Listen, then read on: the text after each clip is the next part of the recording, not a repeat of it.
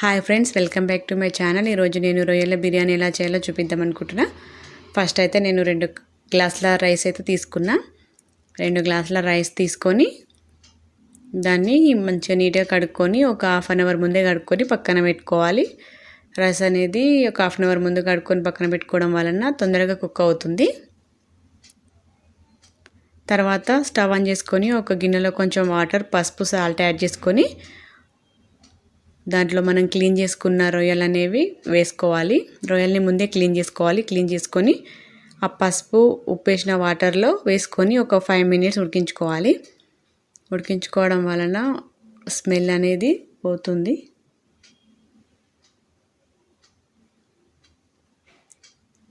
తర్వాత నేనైతే ఒక 4 ఉల్లిపాయలు తీసుకొని వాటి పొట్టు తీసి వాటర్లో కడుక్కున్న. తర్వాత ఒక 3 మిర్చీలు కూడా కడుక్కొని పక్కన పెట్టుకున్నా.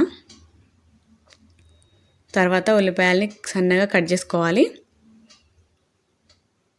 మీ ఇష్టం, ఉల్లిపాయలని ఏ షేప్లోనే కట్ చేసుకోవచ్చు.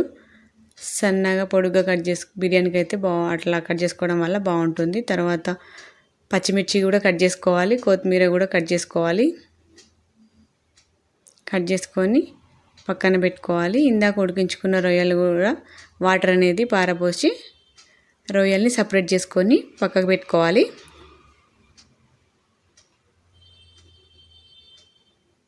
కొన్ని మసాలాలు అయితే తీసుకోవాలి. పుదీనా కూడా కట్ చేసుకొని పక్కన పెట్టుకున్నా.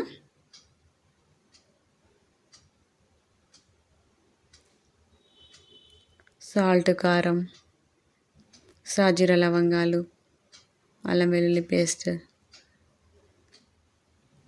గ్యాస్ అనేది ఆన్ చేసుకొని హై ఫ్లేమ్లోనే పెట్టుకోవాలి. ఫ్లేమ్ అనేది ఒక గిన్నె పెట్టుకొని దాంట్లో హీట్ అయిన తర్వాత ఆయిల్ వేసుకోవాలి. ఆయిల్ కూడా హీట్ అయిన తర్వాత లవంగాలు, దాల్చిన చెక్క, బిర్యానీ ఆకు, సాజీరా, బండ పువ్వు ఇవన్నీ మసాలాలు అనేవి యాడ్ చేసుకోవాలి. మసాలాలు పడని వాళ్ళు అవాయిడ్ చేసుకోవచ్చు.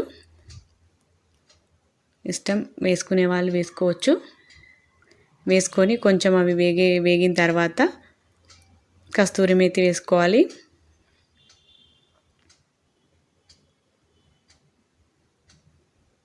వేసుకొని కొంచెం వేయించుకోవాలి. వేగిన తర్వాత ఉల్లిపాయలు, మిర్చి వేసుకొని ఉల్లిపాయలని కూడా ఒకసారి కలుపుకోవాలి.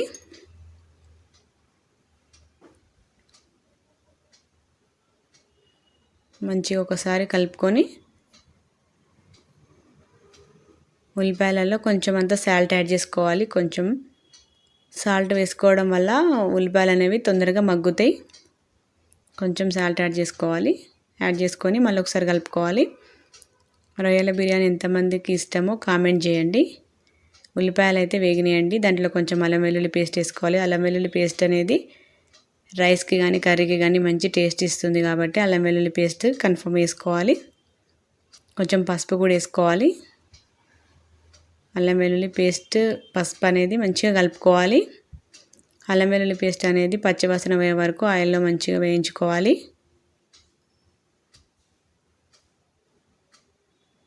అల్లం వెల్లుల్లి పేస్ట్ అయితే మంచిగా వేగిందండి.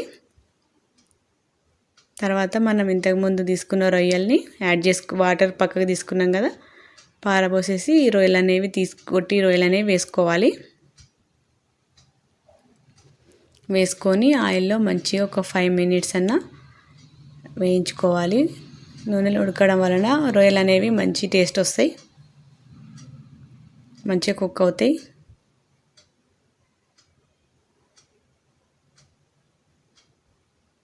రొయ్యలు అయితే వేగిపోయినాయి. అట్లా ఆయిల్ అనేది పైకి తేలే వరకు వేయించుకోవాలి.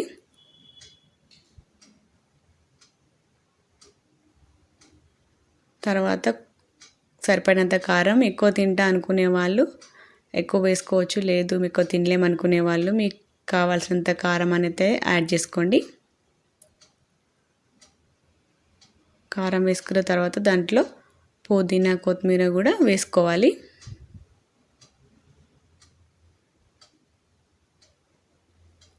ఎక్కడికైనా ట్రావెల్ చేసేటప్పుడు, బయటికి వెళ్ళేటప్పుడు ఎవరైనా చుట్టాలు వచ్చినా కూడా తొందరగా రొయ్యలు ఇంట్లో ఉన్నట్టయితే వెజిటేబుల్ బిర్యానీ కానీ, రొయ్యల బిర్యానీ కానీ, రొయ్యల పలావ్ కానీ చేసుకోవడం వల్ల రైస్ కర్రీ చేసుకునే బదులు ఈ రొయ్యల బిర్యానీ చేసుకోవడం అనేది తొందరగా అయిపోతుంది.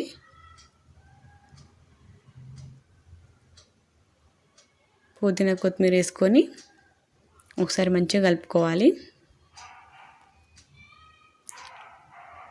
పుదీనా కొత్తిమీర అనేది కొంచెం మంచిగా ఉడకాలి. ఉడికే వరకు కొంచెం ఆయిల్లో మంచిగా వేయించుకోవాలి.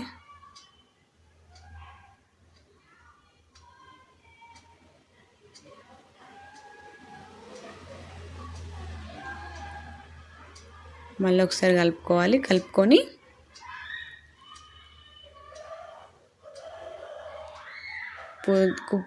పుదీనా కొత్తిమీర అనేది మంచిగా కొంచెం వేగింది, మంచిగా ఉడికింది.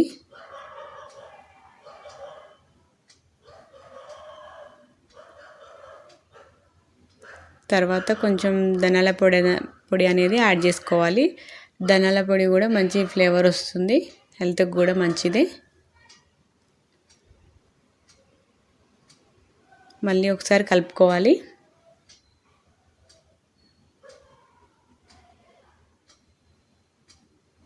మంచిగా ధనియాల పొడి రొయ్యలకు పట్టేలాగా మంచిగా కలుపుకోవాలి. కలుపుకొని ఒక 2 మినిట్స్ మూత పెట్టి మగ్గనివ్వాలి. తర్వాత మనం 2 గ్లాసెస్ రైస్ తీసుకున్నాం కాబట్టి ఒక గ్లాస్కి 1.5 కప్పు వాటర్ తీసుకుంటాం. ఒక 3 గ్లాసెస్ వాటర్ తీసుకోవాలి. తీసుకొని వాటర్ ఆ పోస్లో వేసుకొని సరిపడినంత సాల్ట్ అయితే వేసుకోవాలి. ఒకసారి టేస్ట్ చూసుకొని సరిపడినంత టేస్ట్ అనేది యాడ్ చేసుకోవాలి. యాడ్ చేసుకున్న తర్వాత ఒకసారి మంచిగా మిక్స్ చేసుకోవాలి. మూత పెట్టేసి ఎసరు వచ్చే వరకు వెయిట్ చేయాలి. ఎసరు అయితే వచ్చిందండి. నేను రైస్ అయితే యాడ్ చేసేసుకుంటున్నా. రైస్ వేసుకున్న తర్వాత హై ఫ్లేమ్లోనే ఉంచాలి.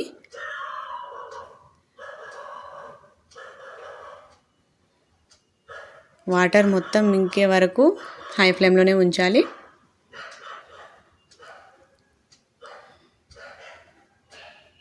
రైస్ వేసుకొని మంచిగా ఒకసారి కలుపుకోవాలి. కలుపుకొని మూత పెట్టేసుకొని మొత్తం వాటర్ అయితే ఇంకిపోయినాయండి. ఇప్పుడు సిమ్లో పెట్టుకోవాలి. పెట్టుకొని మనకి రొయ్యల బిర్యానీ అయితే రెడీ అయిపోయింది. రొయ్యల బిర్యానీ నచ్చిన వాళ్ళైతే ప్లీజ్ లైక్, షేర్, సబ్స్క్రైబ్ చేసుకోండి, కామెంట్ చేయండి.